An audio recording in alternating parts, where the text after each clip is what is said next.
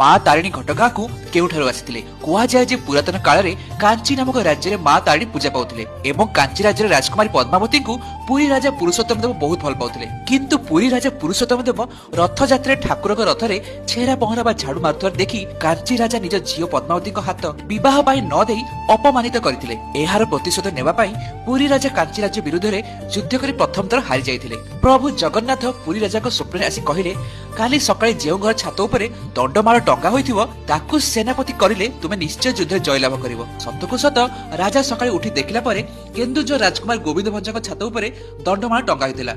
ତେଣୁ ପୁରୀ ରାଜା ପୁରୁଷୋତ୍ତମ ଦେବ ଗୋବିନ୍ଦ ଭଞ୍ଜକୁ ନିଜର ସେନାପତି କରି ଦ୍ୱିତୀୟ ଥର କାଞ୍ଚି ଅଭିଯାନ କରିଥିଲେ। କୁହାଯାଏ ଯେ ସ୍ୱୟଂ ଜଗନ୍ନାଥ ଏବଂ ବଳଭଦ୍ର ସୈନ୍ୟ ବେଶରେ ଏହି ଯୁଦ୍ଧରେ ଲଢିଥିଲେ। ଦ୍ୱିତୀୟ ଚେଷ୍ଟାରେ ଜୟଲାଭ କରି ଗୋବିନ୍ଦ ଭଞ୍ଜ ମା ତାରିଣୀକୁ ଶ୍ରୀକ୍ଷେତ୍ର ପୁରୀକୁ ଆଣିଥିଲେ। କିନ୍ତୁ ପରେ ଯେତେବେଳେ ନିଜର ପିତାଙ୍କ ମୃତ୍ୟୁ ପରେ ଗୋବିନ୍ଦ ଭଞ୍ଜ କେନ୍ଦୁଝରକୁ ଫେରୁଥିଲେ, ସେତେବେଳେ ମା ତାରିଣୀଙ୍କୁ ନିଜ ସହିତ କେନ୍ଦୁଝର